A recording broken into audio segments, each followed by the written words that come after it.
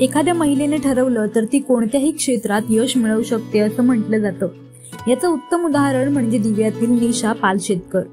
दिवा स्टेशन पासून फक्त 5 मिनिटांच्या अंतरावर निशा घरकुल हे फूड स्टॉल आहे। निशा स्वतः हे फूड स्टॉल चालवतात। निशा यांचं शिक्षण इयत्ता 10वी पर्यंत झालेलं आहे।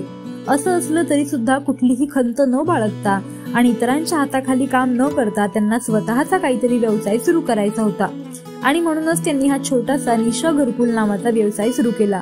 त्यांच्या इथे मिळणाऱ्या साबुदाणा वडा आणि वडापाव याला खवय्यांची मोठ्या प्रमाणात मागणी आहे। निशा यांच्या घरची आर्थिक परिस्थिती थोडी बिकट असल्या कारणामुळे त्यांनी पतीला हातभार म्हणून हा व्यवसाय करण्याचा निर्णय घेतला।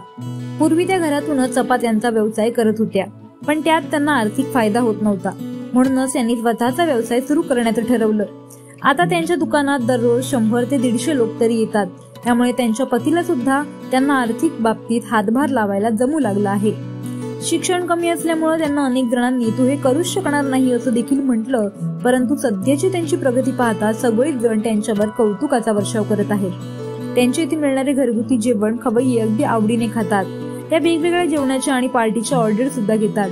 त्यांच्याकडे साधारण 15हून अधिक प्रकारचे वेगवेगळे घरगुती पदार्थ मिळतात आणि हे सगळे पदार्थ ते एकट्या बनवतात। निशा सचिन पालशेतकर। दुकानाचं नाव निशा घरकुल। दुकान आहे दिव्यामध्ये, मुंब्रा कॉलनीमध्ये, रिलायन्स टावरच्या इथे।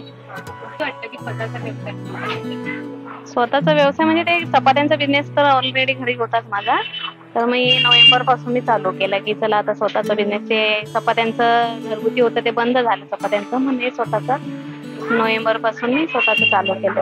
म्हणजे इच्छा माझी बरेच वर्षच होती की असं स्वतःचा काहीतरी बिझनेस असावा म्हणून, मग ते मी नोव्हेंबर पासून चालू केलंय।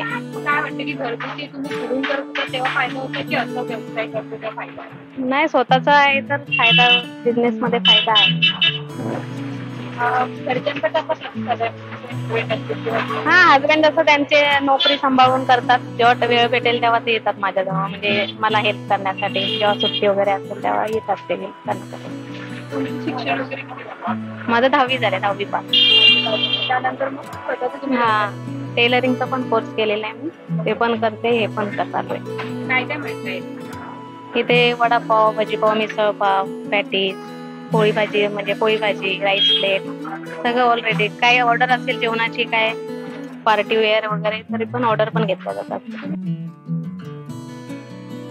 खरंच परिस्थिती कितीही बिकट असली तरी सुद्धा एकदा का कुठल्या महिलेने काही करण्याची जिद्द मनात घेतली तर स्त्री काहीही करू शकते हे सिद्ध होतं। साक्षी पाटील, लोकल 18, ठाणे।